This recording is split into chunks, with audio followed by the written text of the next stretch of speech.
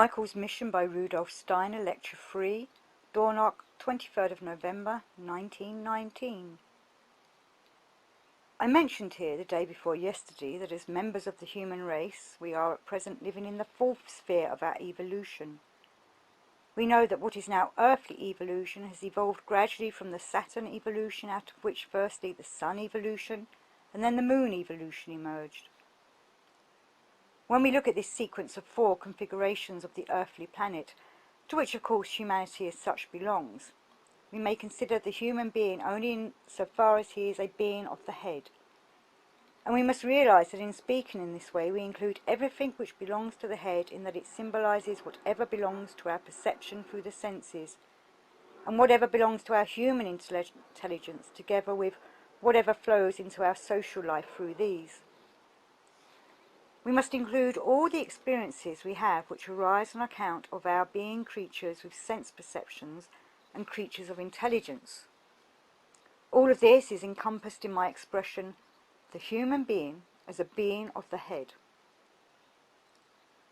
We speak light-heartedly about being surrounded by the air as physical human beings. We must understand that this orb of the air belongs to us. After all, the air which is at this moment inside us was only a moment ago outside us. As human beings, we are inconceivable outside this orb of the air.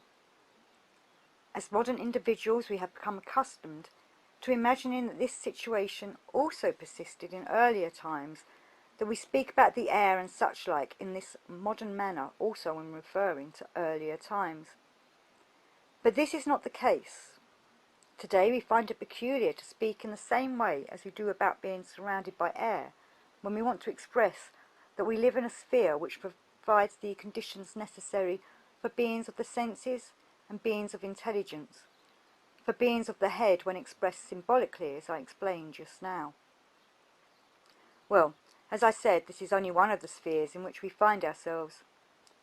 Actually, we exist in various spheres. So now let us proceed to another sphere for humanity and investigate what surrounds us, now that we are living on our earth, which, having passed through 3 former stages, is now in its 4th stage of development. The area of this circle denotes everything in which we live now that we are in our 4th sphere of development. The inner circular area below is drawn. See this plate 4. In addition, we live in a further sphere of development, a sphere of development to which the spiritual beings belong, who are our creators.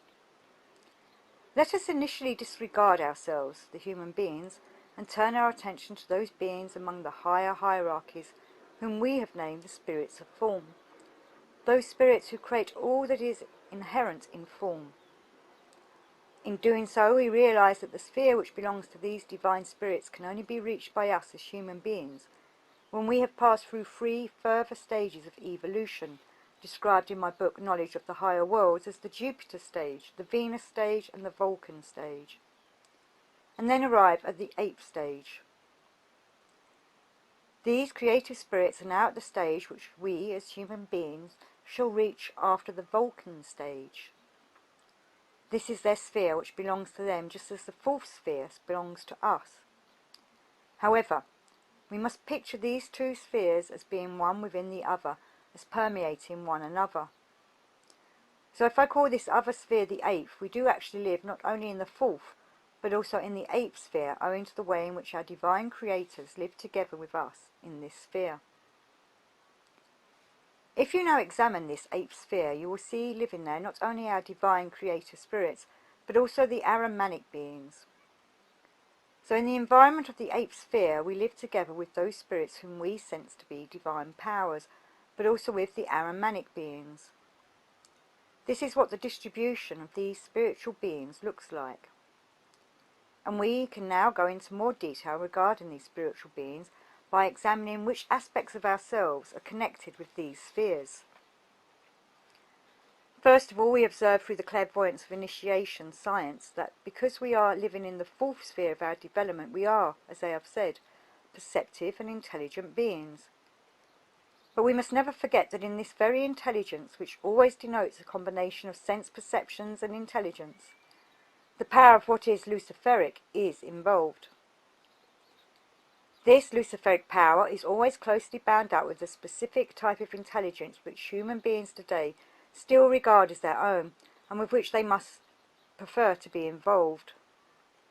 Yet this intelligence has only been apportioned to the human being because that higher being of whom I have spoken as the Michael being has driven the Luciferic spirit down into the human sphere, the fourth sphere of humanity, and that is how the intelligent impulse actually entered into the human being. You can sense what this intelligent impulse signifies in humanity when you examine the impersonal element of what still remains as human intelligence. We human beings do possess many personal interests. We meet one another with our personal interests, and we are individualized through these personal interests. But this individualization is brought up short by the intelligence. As far as our intelligence is concerned, as far as our logic is concerned, we human beings, all of us, possess the same intelligence, and we count on this. We would not all possess this same intelligence if the Luciferic influence imparted by Michael had not come upon humanity. It is easy for us to understand one another only because we share our intelligence, only because our shared intelligence is derived from Luciferic spirituality. This Luciferic spirituality came into being through the way in which Michael imbued, influenced human beings with the being of Lucifer. And these Luciferic influences have developed further during the course of human history. Alongside these, much else has also developed in the human being. Yet still today, this Luciferic intelligence, which we describe as our own intelligence, is regarded in the widest circles as that which sets the human being apart. To make this even clearer, you should cast the eye of your soul also over something else which is capable of uniting us throughout the whole earth once it has extended right across the earth. And that is the Christ impulse. The Christ impulse is something other than the intelligence impulse. There is something compelling about the intelligence impulse. You cannot make the intelligence of humanity your personal affair. You cannot suddenly personally determine something which has to be decided through intelligence without being excluded from social life as being mad. But on the other hand, the only relationship you can gain with the Christ impulse is a personal one. No one can interfere in the relationship someone else wishes to establish with Christ. This is absolutely a personal matter. But because Christ underwent the mystery of Golgotha, thus uniting himself with earthly evolution, however many individuals establish their own personal relationship with Christ, it will nevertheless be the same. This means that individuals are brought together by something which each one carries out individually, not through compulsion, as would be the case for intelligence, but because the Christ impulse brings it about that every individual builds his own relationship with Christ in such a way that with every individual it is the same. That is the difference between the intelligence impulse and the Christ impulse. Throughout all of humanity, the Christ impulse can be the same while also being a personal matter for each individual. Intelligence, on the other hand, is not a personal matter. Now, what was it into which the Christ impulse descended? I've already hinted where the answer lies in regard to this.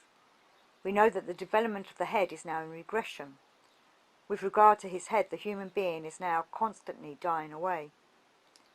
We can point to the cosmic fact that Michael pushed the Luciferic beings down into the realm of humanity. In this way, the Luciferic beings came to reside in the human head, but a human head that is dying away. And here these Luciferic beings began to combat the dying of the human head. So now we come to a secret of human nature which has always been known in various forms, but which is now almost entirely hidden. In respect of his divine evolution, the human being carries perpetually moribund development in his head. But this dying away is run in parallel with a constant rekindling of life by Lucifer. Lucifer is constantly endeavouring to make our head as alive as the rest of our organism. But from the point of view of the organic realm, Lucifer would deflect the evolution of humanity from its divine tendency, if he were to succeed in enlivening the head in the same degree as the rest of the organism is alive. The divine tendency of human evolution has to work against this. The human being must remain connected with the evolution of the Earth in order to be able to move forward with subsequent Earth evolutions through the Jupiter, Venus and Vulcan evolutions. If Lucifer were to reach his goal, the human being would be unable to follow this predetermined path, but would instead become embedded in a cosmos, which would be intelligent through and through. What one could say is that, physiologically, Lucifer is constantly at work in us by sending up into our head from the rest of our organism the life forces which want to permeate the human head. As seen from the aspect of the soul, Lucifer constantly wants to fill our intelligence, which consists merely of thoughts of images with a content of substance. Lucifer always persists, having just now spoken of the physical element, I now refer to the soul aspect.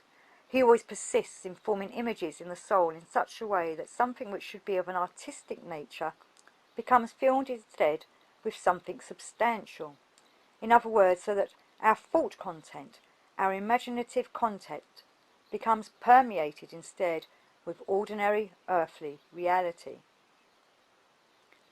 The consequence of this would be that we human beings would move away from that other reality and flee across to a reality of thoughts, which would be actual reality and not merely thoughts. There is in our being constantly a tendency for our fantasies to become realities. Indeed, the greatest imaginable efforts are made to transform human fantasies into realities. All things in humanity which cause internal illness are linked with this luciferic tendency. If we can fully comprehend the work of Lucifer in this respect, as he strives to press forces of vitality into the dying forces of the human head, then we shall be able to diagnose every internal illness. And the scientific development of medicine must work towards being able to build on an understanding of this luciferic element.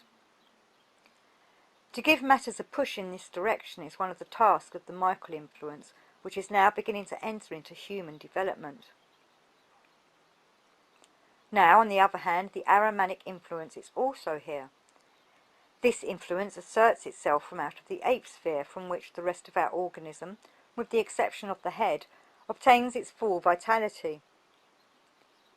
In its own organisation it is fully open to vitality. And into this the Aromantic powers work. They endeavour to send forces of death into the forces of vitality belonging to the other parts of our organism. Those forces of death which, according to divine development, otherwise belong to the head. In this way, via the detour of Araman, we receive from the ape sphere the forces of death, physically speaking. With reference to the soul element, I would have to say the following. Everything that exerts its influence from this ape sphere is here working on human will, not on human intelligence. The wish for it is based on the human will. The will always contains an aspect of wishing.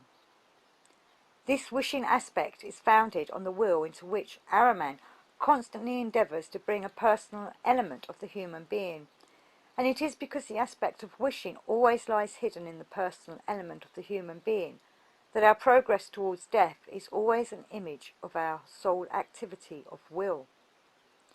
Instead of allowing ourselves to be permeated by the divine ideals, instead of permeating them to enter into our wishing and therefore our will, something personal is always brought into our wishing and our willing. So we really do find ourselves in a situation of balance between the luciferic and the Aromantic elements. In the physical realm, the luciferic Aromantic element transmits to us what is sickness and death. In the soul realm, illusion develops, caused by the way we regard one thing or another as reality, when it actually stems from the world of thought or imagination or fantasy. And regarding the spiritual element furthermore, the cupidity of egoism enters into the human being by this means. See plate 5. Well, so now we see how the Lucifer-Araman duality is bound up with the nature of the human being. And based on Milton's Paradise Lost, or Klopstock's Messias, and on Goethe's Faust, I explained to you how modern civilized humanity can become mistaken with regard to this duality.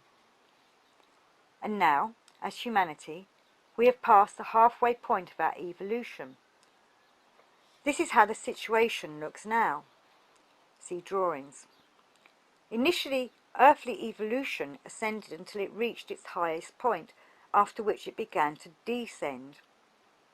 For reasons we need not explain today, it remained at the same level for some time, from the Greco-Roman era until the 15th century. But since that time, earthly human evolution has been properly on the descent. Physical earthly evolution has been on the descent for much longer. Physically, the descent of earthly development began during the period which preceded our last ice age, that is, before the catastrophe of Atlantis. This is something we anthroposophists do not need to tell people, for it is already known to geologists, as I have often mentioned. As we walk upon the face of the earth, there are many places where we find ourselves stepping on the deteriorating crust of the earth.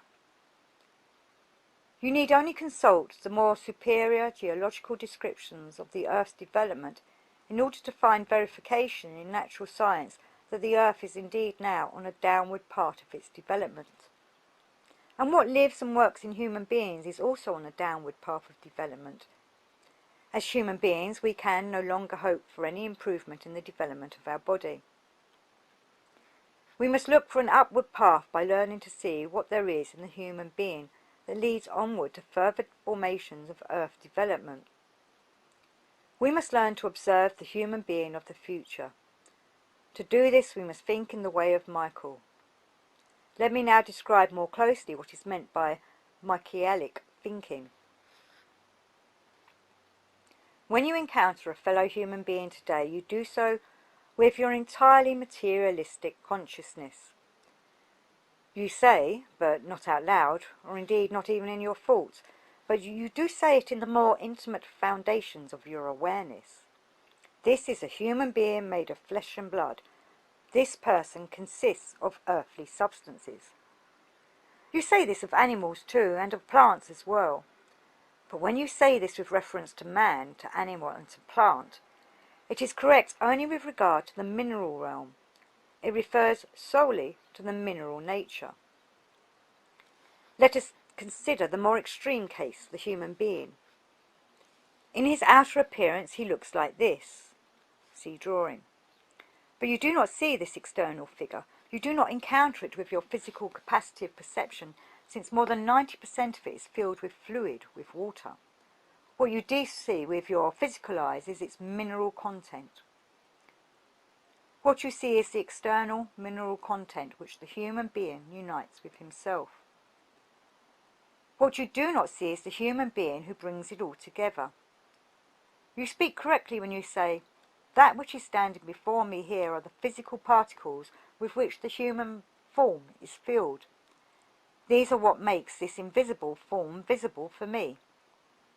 The human being himself is completely and utterly invisible. All of you sitting here are imperceptible to the physical senses. A certain number of figures are sitting here, and through some inner capacity of attraction, they have gathered up particles of matter. These physical particles are what we see. We see the mineral element. The real human being who sits here are invisible. They are supersensible.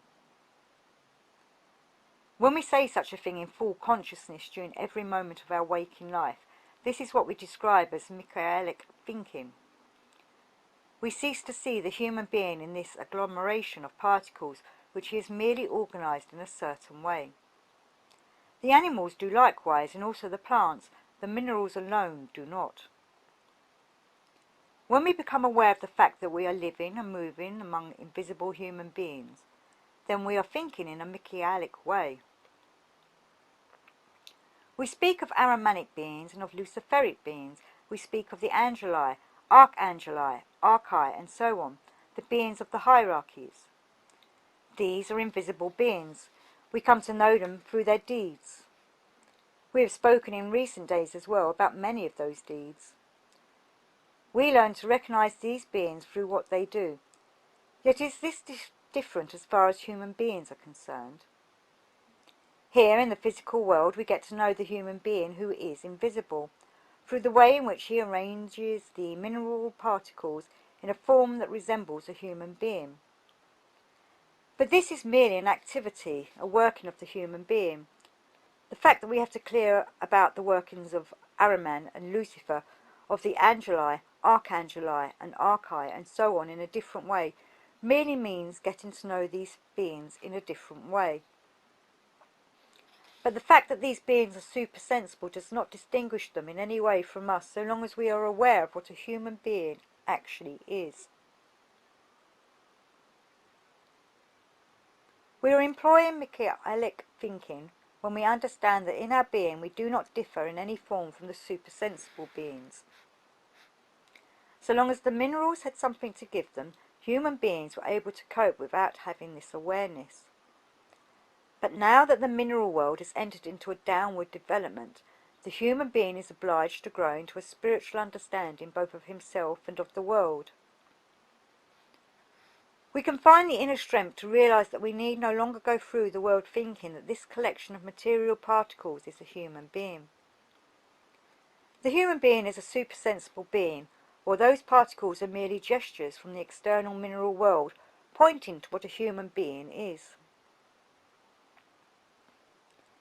It has been possible for us to have greater strength to realize these things since the 70s of the 19th century. It is solely on account of the Aromantic influences I described here a week ago that people are rejecting this through not being willing to approach this inner awareness. This is linked to something else in human life. As long as we carry on believing in the error that the human being is a sense-perceptible being and not a supersensible being, so long shall we also be prone to other errors as well. We speak of development and imagine that it will just continue on and on as a matter of course. As you know, it was not possible to depict such a development artistically in our building.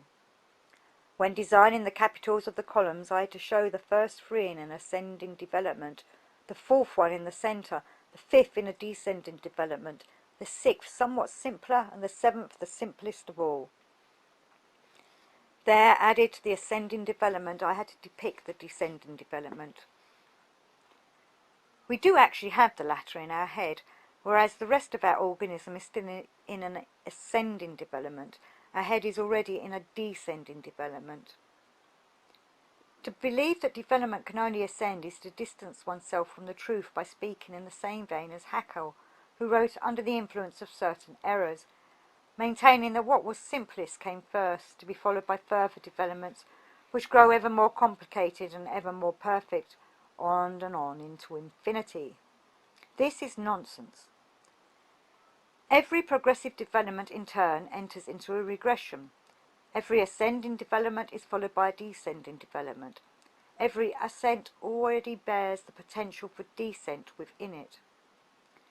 It is one of the most awkward errors of more recent humanity that they have lost touch with the connection between evolution and devolution, between ascending development and descending development. Every ascending development bears within it the potential for descent.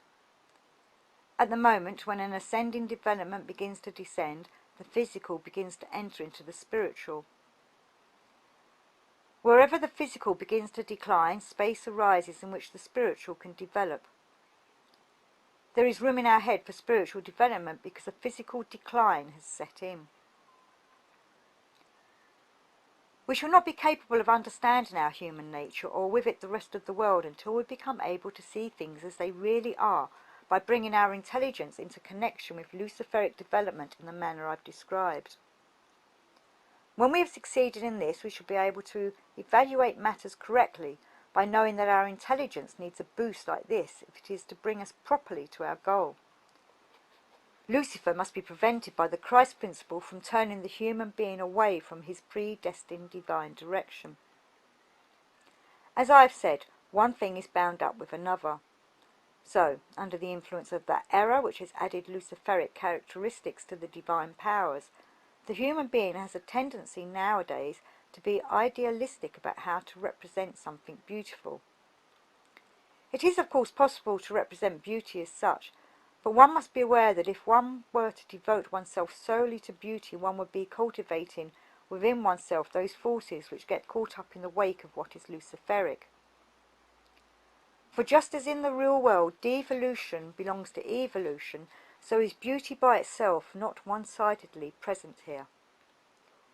Beauty alone, of which Lucifer makes use in his endeavours to delude human beings, would free us from earthly evolution rather than binding us to it. In reality, as with the interplay of evolution and devolution, we're involved with an interplay, or indeed with a fierce battle between beauty and ugliness. If we wish to understand art in a proper way, we must never forget that the ultimate task of art in the world is to show how beauty and ugliness are bound to be at loggerheads with one another. Simply by taking account of the balance between what is beautiful and what is ugly, we find our place in reality, rather than being one-sidedly in a reality which is not ours, but rather that of Lucifer or that of Ahriman. It is most important for ideas such as these to find their way into human cultural development.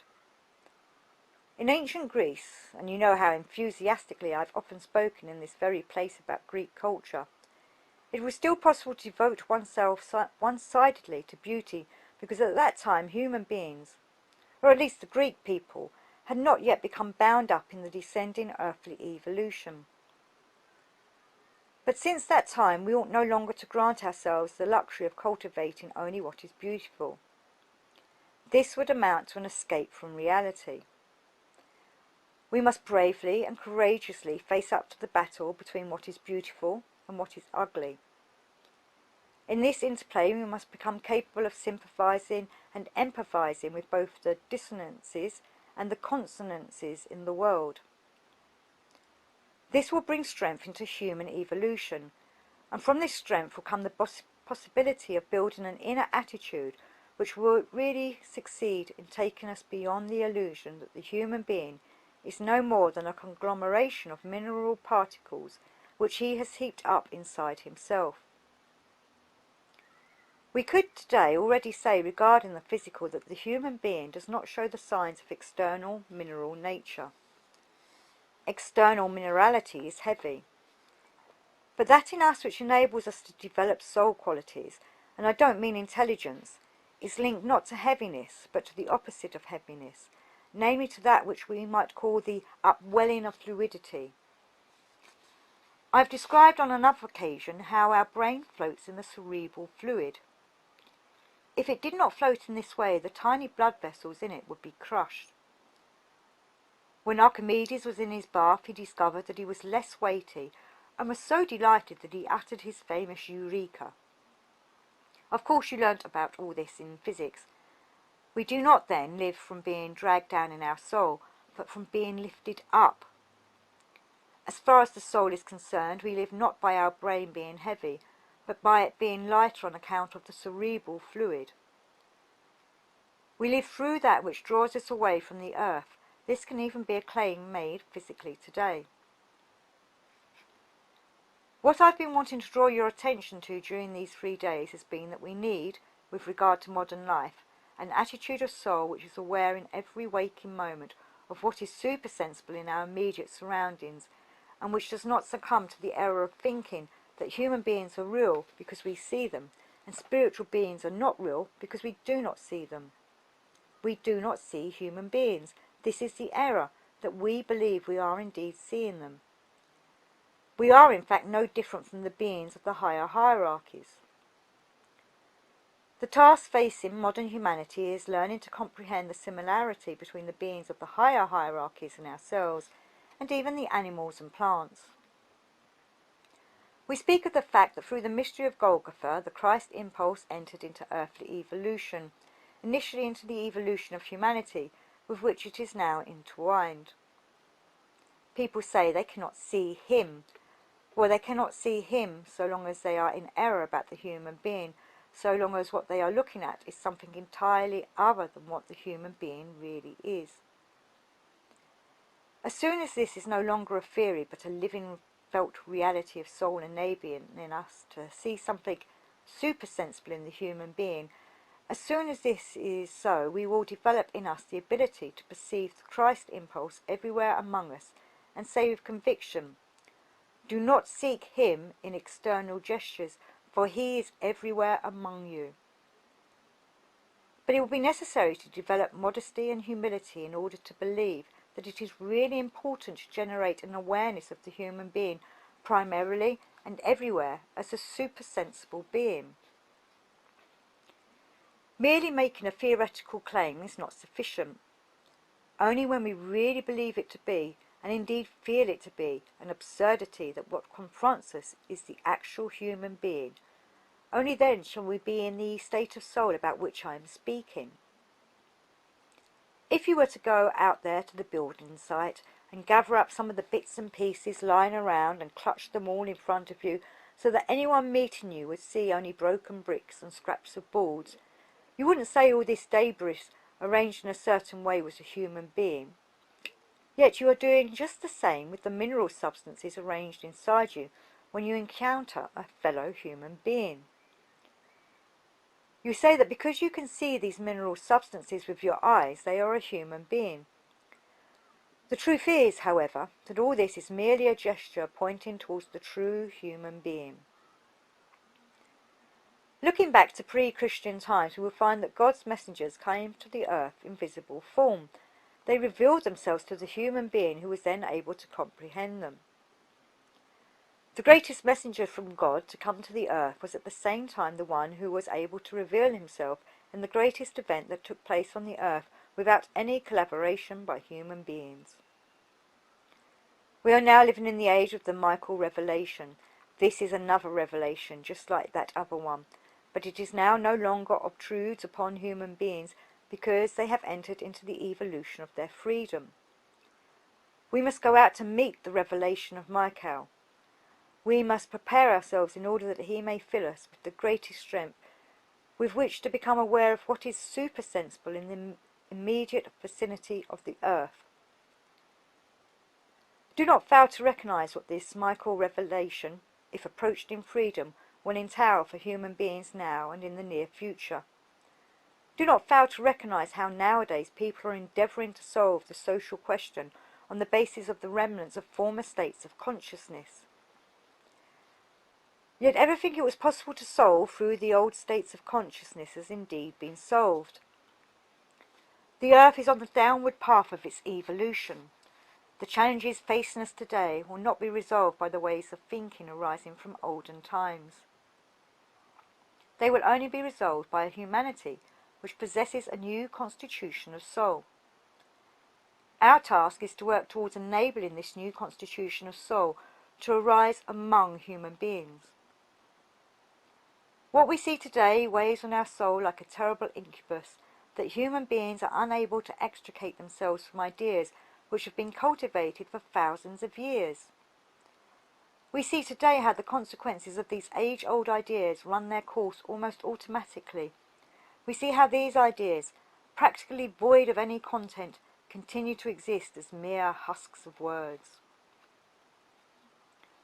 All around us people talk of human ideals, yet what these ideals actually contain is nothing. They are the hollow sounds of words, for humanity now is in need of a new constitution of soul. Once upon a time a call was heard by humanity which in our language we may translate as follows: "Change your mind, for the time is fulfilled." In those times people were still able to change their mind based on the old soul constitutions, but that is no longer possible. If that demand of old is to be fulfilled now, it must be done out of a new constitution of soul. Michael brought the Yahweh tradition, the Yahweh influence to human beings. Since the end of the 1870s, he has been proceeding to bring us an understanding of the Christ impulse, in the true sense of the word. If only we are able to go out towards him, it is up to us to do this. We go out towards him by fulfilling two things. As regards our own soul constitution, we can say to ourselves, we must turn away from a certain error. I do not want to burden you too much with narrow abstractions or philosophical worldviews. But there is one thing to which I must draw your attention because it is a symptom of more recent human evolution. For example, the philosopher Descartes lived at the dawn of the New Age. He still knew a certain amount about the spiritual element which, for example, plays in through the dying human nervous system. Yet at the same time he also said, "I think, therefore I am." This is the opposite of what is true. We do not exist because we think, for in thinking we have only an image of what is real. We would gain nothing from thinking if we really did exist within our thinking, if thinking was not actually a mere mirror image, a reflection. We must become aware of the reflective character of our world of thinking, of the mirroring character of our thought world. The moment we become conscious of this reflective character, we shall begin to turn to a different source of reality within us. It is of this that Michael wishes to speak to us. So we must endeavour to recognise our world of thinking in its character as a reflector, and we shall then be working to counter the Luciferic development. It is this development which is most interested in pouring substance into our thinking, in projecting the deceptive image of there being substance in our thinking. It is image, not substance, which is in our thinking. We shall bring up the substance from elsewhere, from deeper layers of our consciousness. That is the one thing. If we are aware that our thoughts make us weak, we appeal to the strength of Michael. He is the spirit who draws our attention to that within us which is more strongly in us than our thoughts, whereas through more recent civilization we have learned to pay attention primarily to the thought. The reason for our having become weak human beings is that we have regarded thought as being something real. However much we endeavour to turn away from mere abstract intelligence, we are only seemingly doing so. As modern human beings, we are completely under the frightful lash of intelligence. We do not send into our thoughts what comes from the deeper layers of our being and what ought to dwell in them. The second thing is that we must bring into our wishes, and thus our will, the reality which arises solely from what we recognise as supersensible reality. I have frequently mentioned here that our failure to take seriously the character of the mystery of Golgotha has wreaked bitter revenge upon us. I have drawn your attention to views such as, for example, those of the liberal theologian Adolf Harnack. There are many such liberal theologians who are quite relaxed about stating that there is no proof in historical documents as to the reality of the mystery of Golgotha. While one can prove historically that Caesar existed or Napoleon, it is not possible to prove in the same way that Christ Jesus existed. Why is this? It is because in the mystery of Golgotha, human beings were to have been presented with an event to which they could only have supersensible access. It was not intended to be a sense-perceptible event. It was not supposed to have any sense-perceptible, any external historical proof, for the very reason that humanity was to learn how to rise up to the supersensible world through the mystery of Golgotha. All this points to two aspects which we should approach. On the one hand, we must recognise what is supersensible in the immediately sense-perceptible world, in the world of the human being, of the animals and of the plants. This is the Michaelic path. And to take this further, in the world which we recognise is a supersensible one, we must find the Christ impulse. In describing this, I am at the same time also describing the most profound impulses of the social question. That abstract League of Nations will not solve the international problem. Such abstractions will not create unity among all people on earth. It is the spirits who lead human beings into the supersensible world, about whom we have been speaking in the last few days, who will bring humanity together. Externally, humanity is now approaching tough battles, and from these tough battles, of which we are now only at the beginning, as I have often said, and which make a nonsense of the old impulses of earth evolution, there will arise no political, economic or cultural cures which might be taken from the apothecary of ancient historical development. From what comes to us from ancient times, the ferments will arise which have initially placed Europe at the beginning of its abyss, and which will see Asia and America at loggerheads with one another. and this in turn will generate a struggle covering the face of the whole earth. The one and only remedy for this nonsense being made of human evolution will be that which can lead humanity to the spirit, to the path of Michael, which finds its continuation in the path of Christ.